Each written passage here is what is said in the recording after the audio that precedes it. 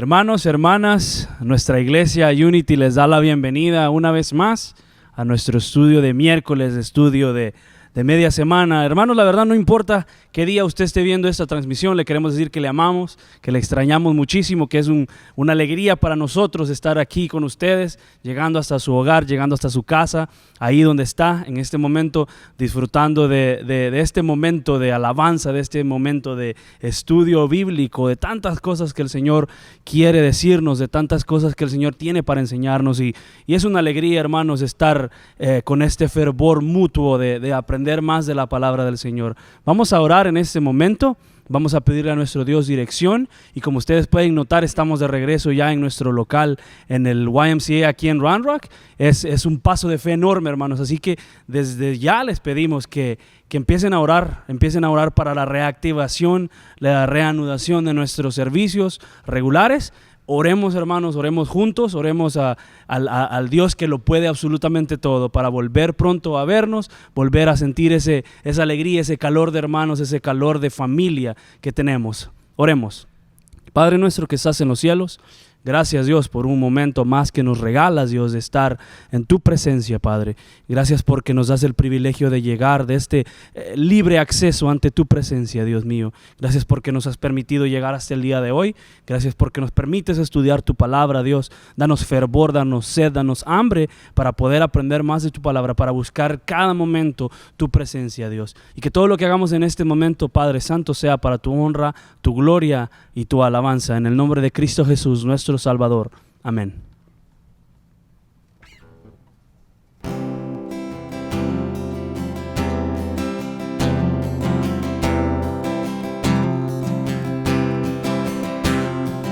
Él es celoso de mí. Su amor es un huracán, un árbol soy yo, doblándose por el viento de su grandeza.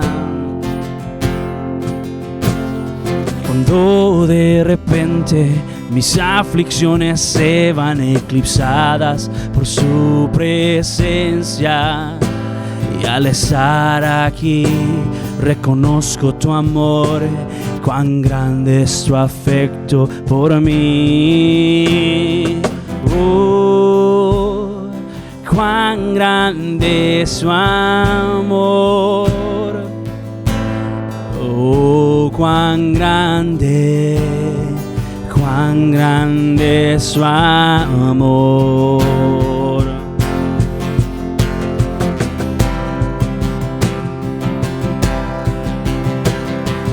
Él es celoso de mí. Su amor es un huracán, un árbol soy yo, doblándose por el viento de su grandeza. Cuando de repente mis aflicciones se van eclipsadas por su presencia, y al estar aquí reconozco tu amor, cuán grande es su afecto por mí. Oh, cuán grande es su amor. Oh, cuán grande es su amor. Cantemos juntos, Él nos ama. Él nos ama, oh, Él nos ama, Dios, tú nos amas, cuán grande amor. Él nos ama, oh, Él nos ama, Dios, tú nos amas, cuán grande amor. Le pertenecemos, Él es nuestro Rey. Fuimos conquistados por su gran poder. Si su gracia es su mar, me estoy uniendo. El cielo y corazón salta de palpitar.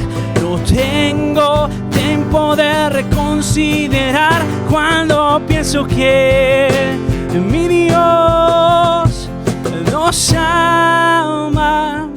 Oh, Él nos ama. Dios, tú nos amas. Cuán gran amor.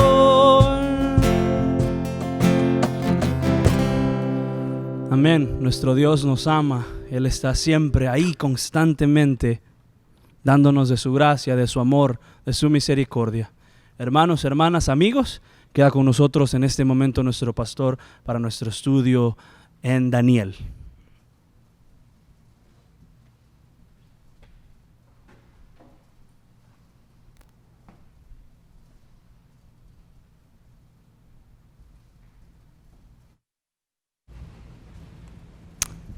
Muy bien, bienvenidos a todos. Como dijo Jorge pues al principio, ¿no? Sí, estamos aquí en el local de nuestra iglesia, sí, dando pues pequeños pasos de fe, ¿no? Y obviamente, como siempre lo hemos repetido, buscando la dirección de nuestro Señor, la dirección de nuestro Dios, ¿no? Para saber cómo avanzar, sí, en este tiempo de dificultad. Así que, como siempre, te pido que seas paciente, no pierdas la fe, y pronto vamos a comenzar a tener pues noticias y novedades de qué es lo que vamos a ir pues haciendo, ¿sí? En el transcurso de estas semanas. Entonces, estamos en el libro de Daniel, ya capítulo 8. Si estamos avanzando rápido, ¿no? El estudio del domingo, ya terminamos el libro de los jueces, capítulo 21 del libro de los jueces, y entrando pues a primera y segunda de Samuel, ¿no? En adelante los siguientes estudios de domingo. Entonces, Daniel capítulo 8, déjame orar y vamos a pedirle al Señor que nos permita, que nos dé entendimiento, que nos permita poder ser llenos de su Espíritu, ¿sí? Tanto mi persona para poder entregarles el mensaje, y para ustedes para que puedan recibirlo y luego puedan entregarlo también. Señor, te damos gracias, Dios mío, porque nos tienes aquí una vez más. Te pedimos, Dios, que nos llenes de tu Espíritu, Señor. Quita cualquier carga que podamos tener en nuestra vida, Señor, en este momento, Señor. Libera nuestra mente, Señor, de cosas, Señor, que de algún modo estén interrumpiendo, Señor, nuestra concentración, Señor, y que podamos estar al 100, Dios mío, en ti, en tus cosas. Gracias te damos por este tiempo, Señor. Gracias porque nos permites dar, Señor, pequeños, Señor, pero grandes a la vez pasos de fe, Dios, con el único propósito, Señor, de glorificarte a ti, de rendir tu nombre, en tu nombre, Cristo Jesús. Amén. Muy bien, Daniel, entonces, capítulo 8. La semana pasada pudimos ver cómo a cada nación se le permitió, pues, ocupar su lugar en la tierra, y esto con el fin de poder ver si cumplirían los propósitos de Dios. ¿Tú recuerdas eso? Además vimos también cómo aquella profecía describió el nacimiento y el progreso de los grandes imperios mundiales. ¿Recuerdas cuáles fueron los imperios mundiales? Babilonia, Grecia y Roma. Pudimos ver cómo la gloria pues de cada uno de estos imperios comenzó a desvanecerse. Se desvaneció al punto de perder su poder de forma total, de manera total. Y esto es muy interesante porque de algún modo la historia de las naciones nos habla a nosotros hoy. En otras palabras, de la misma manera que estos imperios fueron probados aquí, hoy los hombres pues y las naciones serán probadas también, para que lo entendamos mejor. Al unir un eslabón con otro en la cadena de acontecimientos, desde la eternidad pasada a la eternidad futura, las profecías que nuestro Dios dio en su palabra nos dicen dónde estamos hoy. Y lo que puede esperarse, pues, en tiempo futuro o en tiempos futuros.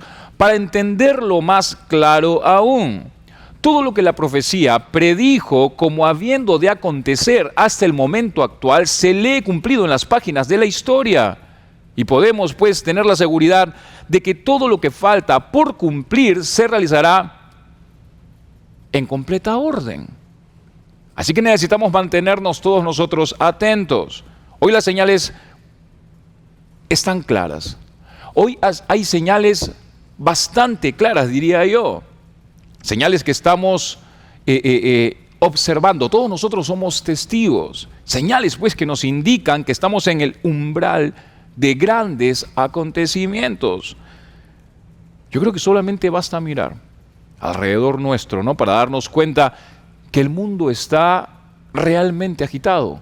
El mundo está viviendo en agitación. En otras palabras, estamos siendo testigos de la profecía por la cual nuestro Salvador Jesucristo anunció los acontecimientos que habían de aparecer antes de su venida. Mateo 24, 6 al 7 dice lo siguiente: y oiréis de guerras y rumores de guerras. Mirad, dice, que no os turbéis, porque es necesario que todo esto acontezca, pero aún no es el fin. Porque se levantarán, dice, nación contra nación y reino contra reino, y habrá pestes, dice, y hambres y terremotos en diferentes lugares. Algo interesante de notar aquí es que hoy por hoy los gobernantes y los estadistas, los hombres que ocupan puestos de confianza, pensadores y cuanto más, yo creo que tienen la atención fija en los acontecimientos que se están produciendo alrededor nuestro ahora. Ellos creo que están observando de algún modo pues las relaciones que existen entre las naciones. Observan la intensidad que se apodera de todo elemento terrenal y reconocen que algo grande y decisivo está por acontecer. Así que por eso es importante para nosotros como cristianos tener un completo entendimiento, tener entendimiento de estos acontecimientos. Solamente la Biblia presenta una visión correcta de estas cosas y es por eso que es tan importante para nosotros poder aprender todas estas cosas. Solamente la Biblia revela las grandes escenas finales de la historia de nuestro mundo. Así que hay que recordar, estamos viviendo, escucha bien esto porque es importante, estamos viviendo un tiempo de gracia. Estamos viviendo un tiempo de gracia, nada más que eso. Estamos viviendo un tiempo de gracia. Centenares de años antes, Dios miró, escucha bien, Dios miró a través de los siglos y predijo el nacimiento y la caída de los reinos universales. Así que piensa en todo lo que hemos estado viendo hasta el día de hoy. Dios declaró a Nabucodonosor que el reino de Babilonia caería y que se levantaría un segundo reino, el cual tendría también su periodo de prueba. Y este reino, al no ensalzar a Dios, al Dios verdadero, su gloria fue de algún modo pues marchitándose y un tercer reino ocupó su lugar. Luego este tercer reino también pasaría y un cuarto reino fuerte como el hierro subyugaría a las naciones del mundo. Ahora, si los gobernantes de Babilonia, el más rico de todos los reinos terrenales, hubiese cultivado siempre el temor de Jehová, se les habría dado una sabiduría, creo yo, y un poder que los habría mantenido de algún modo fuerte. Sin embargo, ellos no lo hicieron así. Solo hicieron de Dios su refugio cuando estaban perplejos, cuando se sentían pues ellos acosados, nada más. Y al no hallar pues ayuda entre sus grandes hombres, la buscaron entre los hombres y encontraron pues a alguien como Daniel. Ellos sabían que estos hombres honraban al Dios viviente y por eso es que ellos los elegían. Y fue a través de estos hombres de Dios que los misterios comenzaron pues a ser revelados. Entonces Babilonia fue quebrantada, desapareció porque en tiempos de prosperidad sus gobernantes se habían considerado independientes de Dios y habían atribuido la gloria de su reino a sus propias hazañas humanas. Luego, el reino medo-persa fue objeto de la ira del cielo, porque en él se pisoteaba pues la ley de Dios. El temor de Jehová no tenía cabida en los corazones de la mayoría de este pueblo. Prevalecían pues la impiedad, prevalecían pues la blasfemia, prevalecían en ellos la corrupción. Luego los reinos que siguieron fueron aún más viles, fueron más corruptos y se fueron hundiendo cada vez más en su falta de valor moral. Después del año 1840, fue Charles Darwin que echó por tierra los tiempos. ¿Tú recuerdas eso? Y el hombre perdió el interés del tiempo. Comenzó a perder el interés del tiempo, convirtiéndose el tiempo en solamente cifras de billones de millones de años. Sin embargo, la Biblia nos muestra que a Dios sí le interesa el tiempo. Y algo que debemos de saber es que cada nación y cada ser humano tiene un tiempo determinado de prueba. Necesitamos ser conscientes de esa verdad. Todos tenemos un tiempo determinado de prueba. Vayamos al capítulo 8 de Daniel. Luego de la primera visión que Daniel tuvo en el capítulo 7, Daniel volvió a tener otra visión mientras se encontraba en Susa, la capital del reino, en la provincia de Elam. Vamos a leer versículos 1 al 4. Dice: en el año tercero del reinado del rey Belsasar me apareció una visión a mí, Daniel, después de aquella que me había aparecido antes. Vi en visión, y cuando la vi yo estaba en Susa, que es la capital del reino en la provincia de Elam. Vi pues en visión estando junto al río Ulai. Alcé los ojos y miré, y aquí un carnero que estaba delante del río y tenía 2 cuernos, y aunque los cuernos eran altos, uno era más alto que el otro, y el más alto creció después. Vi que el carnero hería, dice, con los cuernos al poniente, al norte y al sur, y que ninguna bestia podía, dice, parar delante de él, ni había quien escapase de su poder, y hacía conforme a su voluntad, y se engrandecía, dice aquí. En este mismo capítulo, en el versículo 20, ese carnero fue claramente identificado como representado al imperio medo-persa, el cual pues sucedió al imperio babilónico, ¿sí? Y esto es interesante porque el carnero era el emblema nacional de Persia. Incluso las monedas persas estaban acuñadas por el carnero. Incluso las togas que tenían los principales tenían también el dibujo de un carnero. Algo que podemos observar también entre los versos 3 y 4 es que los cuernos de este carnero eran altos. Dice, uno más alto que el otro. Y esta era pues una predicción precisa del compañerismo entre los medos y los persas, debido a que los persas eran mayores pues en número, además de ser los más fuertes. Dice también que este carnero hería con los cuernos al poniente, al norte y al sur, lo que nos hace ver que el imperio medo-persia ejercía su poder hacia el norte y hacia el sur, además del oeste, incluso hacia el este, en donde también tomó territorios. Sin embargo, estas conquistas pues no fueron tan significativas. Versículos 5 al 8. Mientras yo consideraba esto, he aquí, un macho cabrío, dice, venía del lado del poniente sobre la faz de toda la tierra, sin tocar tierra. Y aquel macho cabrío tenía un cuerno notable entre sus ojos, y vino hasta el carnero de 2 cuernos que yo había visto, dice, en la ribera del río, y corrió contra él con la furia de su fuerza, y lo vi que llegó junto al carnero y se levantó contra él y lo hirió y le quebró sus 2 cuernos, y el carnero no tenía fuerzas para pararse delante de él. Lo derribó por tanto en tierra y lo pisoteó, y no hubo quien librase al carnero de su poder, y el macho cabrío se engrandeció sobremanera, pero estando en su mayor fuerza, aquel gran cuerno, dice, fue quebrado, y en su lugar salieron otros 4 cuernos notables hacia los 4 vientos del cielo.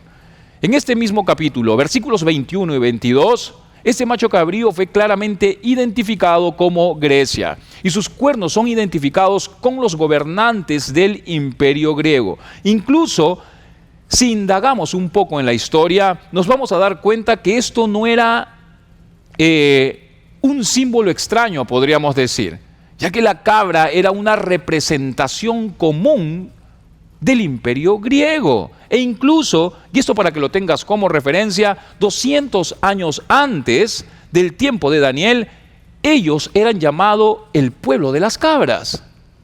Interesante, ¿verdad? Versículo 5 dice, mientras yo consideraba esto, he aquí un macho cabrío venía del lado del poniente sobre la faz de toda la tierra sin tocar tierra.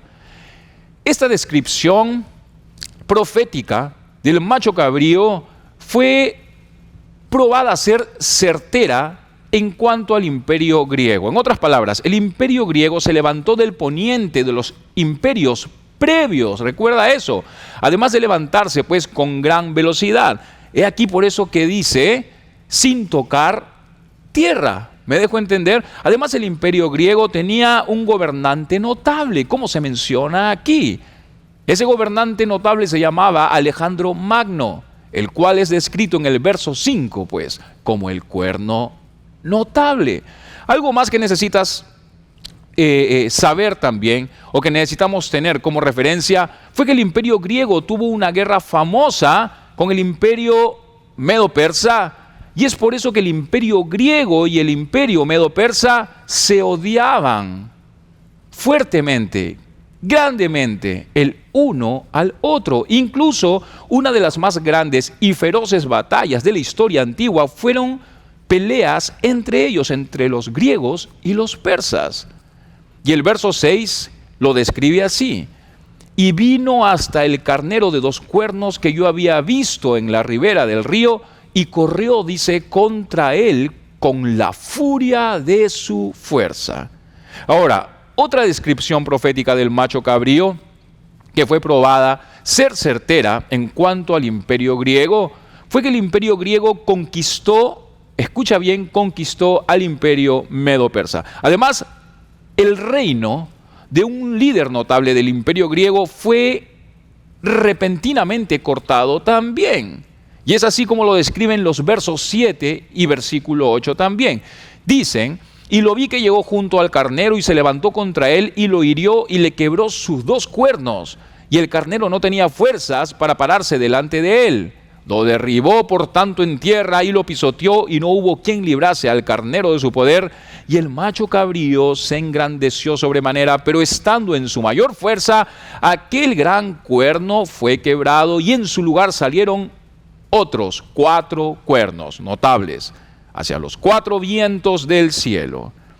Ya después del fin del reinado de Alejandro Magno, como lo menciona el verso 8, el imperio griego fue dividido entre 4 gobernantes, como lo estamos viendo aquí. Así que los 4 gobernantes del imperio griego después de Alejandro gobernaron sus propios dominios. Y es por eso que dice aquí, hacia los 4 vientos del cielo. Ahora, Alejandro no dividió el imperio entre estos 4 generales, no lo hizo así. Sus 4 principales generales lo dividieron entre ellos mismos, por la fuerza, o en sus propias fuerzas, mejor dicho, después de la muerte de Alejandro. Y estos 4 generales fueron Casandro, gobernando sobre Grecia y su región; Lisimaco, gobernando sobre Asia Menor; Seleuco, gobernando sobre la tierra de Siria e Israel; y Ptolomeo, gobernando sobre Egipto. Ahora, dice el verso 8, y el macho cabrío se engrandeció, dice, sobremanera. En otras palabras, la grandeza del imperio de Alejandro no estaba únicamente en su vasto dominio, pues no fue así, sino también en su poder cultural. ¿Qué quiero decir con esto? Pues que Alejandro Magno estaba determinado en expandir, escucha bien, la civilización, la cultura y el lenguaje griego por todas las tierras que él conquistaba. Eso era lo que él quería hacer. Y esto es interesante porque mientras Dios guiaba la historia, de algún modo utilizó pues la pasión de Alejandro de esparcir la cultura griega con el propósito de preparar también al mundo para el evangelio de Cristo Jesús. ¿No te parece interesante? En otras palabras, debido a la influencia de Alejandro, el griego se convirtió en el lenguaje común del mundo civilizado, además de convertirse en el lenguaje pues del Nuevo Testamento. Interesante, ¿no? Cómo había un plan en todas las cosas. Versículos 9 al 12. Y de uno de ellos salió un cuerno pequeño que creció mucho al sur y al oriente, y hacia la tierra gloriosa, y se engrandeció hasta el ejército del cielo, y parte del ejército y de las estrellas echó por tierra y las pisoteó, dice. Aún se engrandeció contra el príncipe de los ejércitos y por él fue quitado el continuo sacrificio y el lugar de su santuario fue echado por tierra y a causa de la prevaricación le fue entregado el ejército junto con el continuo, dice, sacrificio y echó por tierra la verdad e hizo cuanto quiso, dice, y prosperó. Vemos aquí un cuerno pequeño que creció mucho.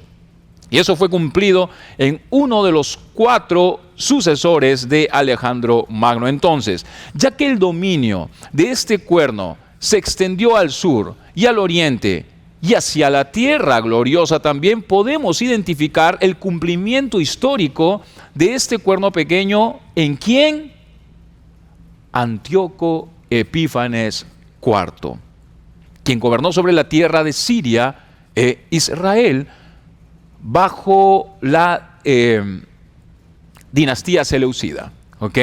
Para entenderlo mejor, la tierra de Israel fue disputada entre las dinastías de Seleuco y Ptolomeo, pero los seleucidos ganaron poder sobre la región en los días de Antíoco III.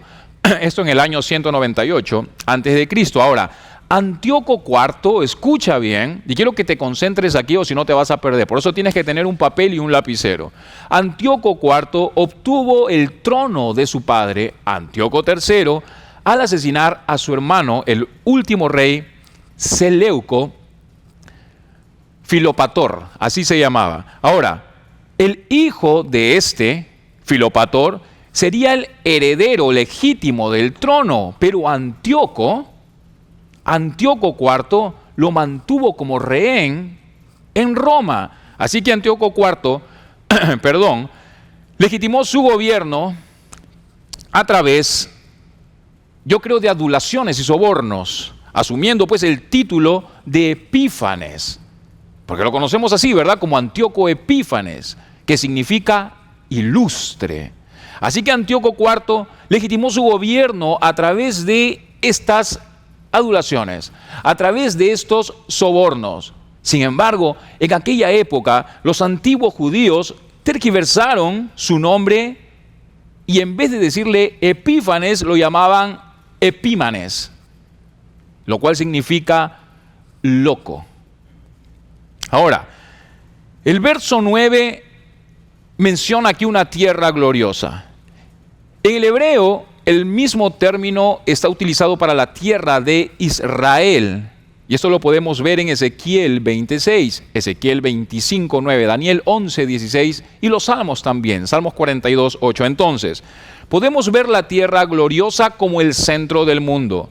Podemos ver esta tierra gloriosa como el nervio central de la civilización desde los días de Abraham, el centro de la verdad de la cual fluyó pues la revelación de Dios hacia el hombre, el centro de la tormenta de las naciones en la guerra desde los días de Josué también, el centro de la paz de la tierra durante el reino del milenio de nuestro Señor Jesucristo, el centro de hogar para el pueblo judío por siempre. Pues entonces, podríamos decir que Antíoco Epífanes fue de algún modo un certero cumplimiento de esta profecía en la historia. Fue tan certero, fue tan puntual, que los críticos incluso insisten hasta el día de hoy que el libro de Daniel debió ser escrito después de este tiempo.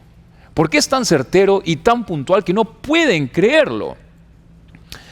Ahora, con respecto al gobierno de Antíoco Epífanes. Antíoco Epífanes ejerció su dominio hacia el sur, hacia el oriente y hacia la tierra de Israel también. Además, Antíoco asesinó a otros gobernantes y persiguió pues al pueblo de Israel. Y esto es exactamente, escucha bien, esto es exactamente lo que el verso 10 describe cuando dice: y parte del ejército y de las estrellas echó por tierra y las pisoteó. Interesante, ¿verdad? Incluso Antíoco Epífanes blasfemó en contra de Dios y ordenó pues una adoración idólatra dirigida hacia él mismo. Y eso es exactamente lo que describe el verso 11 cuando dice: se engrandeció contra el príncipe de los ejércitos. Además, Antíoco Epífanes detuvo los sacrificios del templo en Jerusalén, profanó el templo y se opuso también a Dios con el único fin de prosperar, nada más que eso. Y eso es lo que se describe en el versículo 12. Daniel 8:12 dice: y a causa de la prevaricación le fue entregado el ejército junto con el continuo sacrificio, y echó por tierra la verdad, e hizo cuanto quiso, dice, y prosperó. Ahora, algo con respecto al verso 10, dice allí: y se engrandeció hasta el ejército del cielo, y parte del ejército y de las estrellas echó por tierra y las pisoteó, ¿verdad? Entonces, algo que tenemos que saber es que el ejército de las estrellas son símbolos utilizados en el Antiguo Testamento para ángeles, para reyes y líderes, e incluso para el pueblo de Dios en general. Y esta predicción, escucha, fue cumplida en Antíoco Epífanes y en sus ataques en contra de los gobernantes y en contra del pueblo de Dios en general. Lo que estamos viendo aquí entonces es una descripción del orgullo y la ambición del cuerno pequeño, al punto que Antíoco llegó a ser un infame perseguidor del pueblo judío. Por eso el verso 10 dice que pisoteó las estrellas. Lo dice aquí muy claro: pisoteó las estrellas. Ahora, el propósito de Antíoco siempre fue tener a todos sometidos a la cultura y a las costumbres griegas también. E incluso estaba más dispuesto, estaba muy dispuesto a utilizar asesinatos y violencia para obligarlos a hacerlo. Incluso la supresión de los judíos por parte de Antíoco llegó a su clímax en el año 168 a.C., cuando él regresó de una derrota de Alejandría y ordenó a sus generales que se apoderaran de Jerusalén en el día de reposo. Y fue allí en donde él puso un ídolo de Zeus y profanó el altar y las ofrendas judías, poniendo un cerdo sobre el altar, y luego rociando también los jugos de este cerdo sobre el santuario. Incluso, y esto como dato histórico, escucha bien, el libro apócrifo de Macabeos 1:29 al 32 y 1:52 al 61 describe cómo Antíoco persiguió a los judíos. Y una vez más, esto solamente como dato histórico, ¿ok? Entonces, este Antíoco era un hombre realmente cruel. Si realizamos nosotros estimaciones, posiblemente fue responsable de más de 100,000 muertes a judíos. Ahora, el verso 12 dice: a causa de la prevaricación le fue entregado el ejército junto con el continuo sacrificio. En otras palabras, los judíos, específicamente sus líderes, invitaron el juicio de Dios sobre ellos por medio de Antíoco debido a sus pecados. Para entenderlo mejor, el primer ataque de Antíoco en contra de los judíos de esos tiempos fue para resolver una rivalidad por el cargo del sumo sacerdote. Por ejemplo, escucha bien, un sumo sacerdote piadoso, escucha porque estos datos son importantes, un sumo sacerdote piadoso, Onías III, fue quitado del cargo y reemplazado con su hermano o por su hermano Jasón, porque Jasón sobornó a Antíoco. Luego, en el 172 a.C., otro hermano, Menelao, le dio a Antíoco un soborno aún mayor y reemplazó a Jasón. Un año después, Menelao empezó a vender muchos de los utensilios de oro del templo para levantar fondos para pagar el soborno. Y Onías III le reprochó esto y Menelao hizo que lo asesinaran. Mientras tanto, Jasón reunió un ejército, mejor dicho, y peleó contra Menelao para recuperar el cargo de sumo sacerdote. Entonces, fue así cómo Antíoco Epífanes llegó a Jerusalén en el 171 antes de Cristo. Un momento. Voy a tomar un poquito de agua.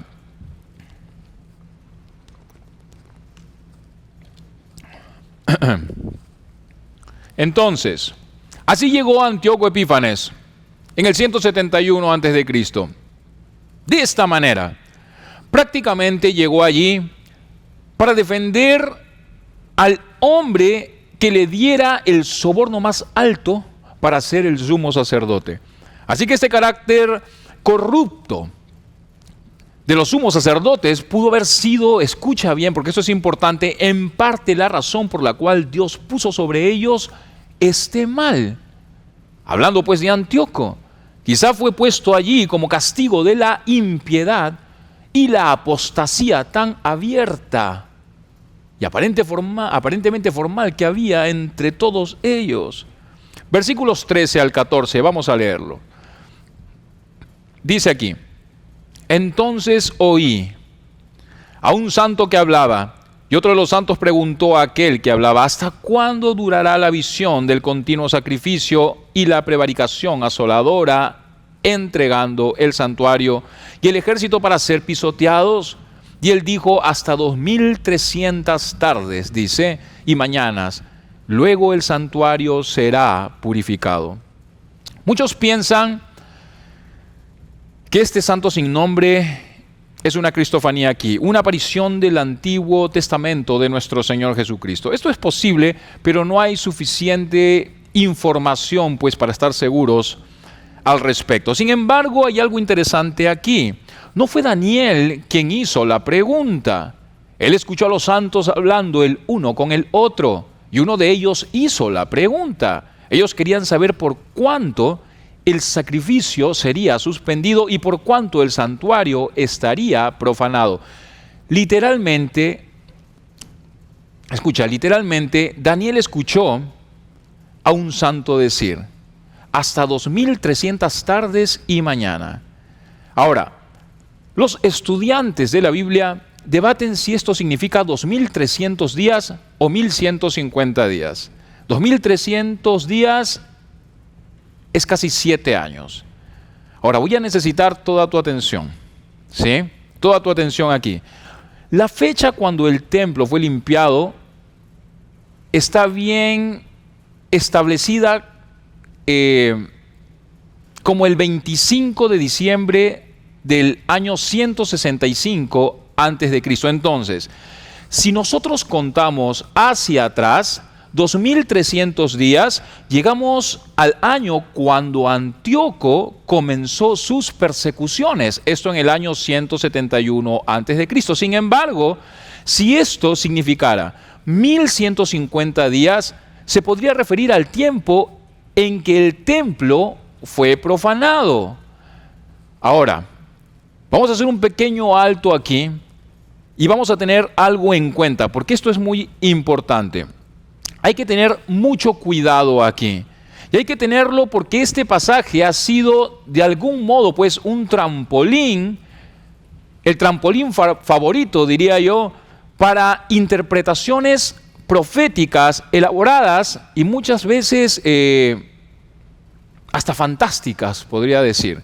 Por ejemplo, una interpretación popular de este pasaje tomada de manera errónea, tomaba un año por cada día y se utilizaron, escucha bien, los 2300 años días para calcular que Jesús volvería pues en el año de 1844. 2300 años después de que Ciro emitiera el decreto de reconstruir el templo. Y esta interpretación, escucha bien, esta interpretación terminó sacando a flote. Esta interpretación terminó sacando a flote a los adventistas del séptimo día, a los testigos de Jehová y a otros movimientos más. Entonces, en este capítulo, Daniel se encontraba en el año 538 antes de Cristo. Daniel había estado en Babilonia desde el año 606 antes de Cristo, es decir, que había estado 68 años en cautiverio en Babilonia. Ahora, Daniel estaba contando los días. Él estaba contando los días porque de acuerdo a Jeremías 29:10, solo faltaban 2 años más para que el santuario terrenal que Babilonia había echado por tierra sea restaurado. Entonces, Daniel quedó sin entender la relación entre Jeremías 29:10 y el periodo tan largo que acababa de escuchar, 2300 tardes y mañanas. Incluso Daniel pudo pensar que quizás escuchó mal, ya que solo faltaban 2 años para restaurar el santuario. Y es por eso que vemos en el verso 27 que Daniel quedó pues totalmente quebrantado e incluso quedó enfermo por varios días. Él sabía que un día profético podría pues equivaler a un año y no podía pues entender la relación una vez más entre Jeremías 29:10 y los 2300 días proféticos que recientemente él había escuchado. Así que Daniel se desesperó, porque él estaba pensando en el santuario terrenal, desconociendo que había un santuario celestial. Así que en este capítulo, Daniel no pudo encontrar guía para el punto de partida de los 2300 días, aunque se le mandó que hiciera pues comprender la visión. Y es por eso que cuando el profeta vio las terribles persecuciones que sobrevendrían a la iglesia, sus fuerzas comenzaron a desfallecer. No pudo soportar más y estuvo enfermo algunos días. Estaba totalmente estupefacto, asombrado, estaba en shock de la visión que había tenido. Y es por eso que Daniel, capítulo 9, dará la explicación al tiempo de las 2300 tardes y mañanas. En otras palabras, Daniel 9 está íntimamente relacionado al capítulo 8 para resolver lo que Daniel no pudo entender. ¿Me dejo entender? Y lo que no podemos incluso explicar con claridad en este capítulo, porque lo vamos a ver el siguiente capítulo. Es por esto que si bien el capítulo 8 trata sobre la restauración del santuario, es tan solo la primera parte y la segunda parte pues continuará luego en el capítulo 9. Sin embargo, Dios había mandado a su mensajero: haz que éste entienda la visión. Así que esa orden debía ser ejecutada y obedecida. Versículos 15 al 19.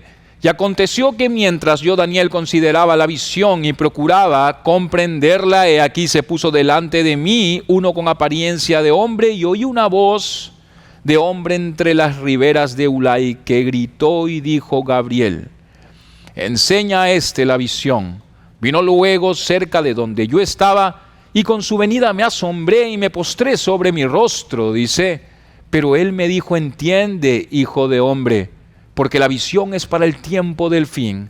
Mientras él hablaba conmigo, caí dormido en tierra sobre mi rostro, y él me tocó y me hizo estar en pie y dijo: he aquí, yo te enseñaré lo que ha de venir al fin de la ira, porque eso es para el tiempo del fin.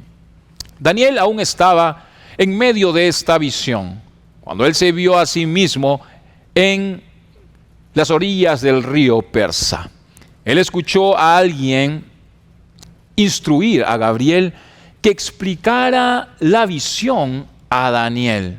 Y Gabriel le aseguró a Daniel que esta visión tenía que ver con el fin de los tiempos. Ahora, esto es un problema para algunos, porque vemos que la profecía de Daniel 8, versículos 1 al 14, fue cumplida en los días de los imperios anteriores, en los imperios medo-persa y griego, puntualmente en el tiempo pues de Antíoco Epífanes. Entonces, la respuesta, escucha bien porque esto es importante, la respuesta a esta incógnita, podría ser que aunque esta profecía fue cumplida en Antíoco Epífanes, también es un cumplimiento postrero del anticristo, refiriéndose pues al tiempo del fin. Y es por eso que Antíoco Epífanes es a veces llamado el anticristo del Antiguo Testamento. En otras palabras, Antíoco Epífanes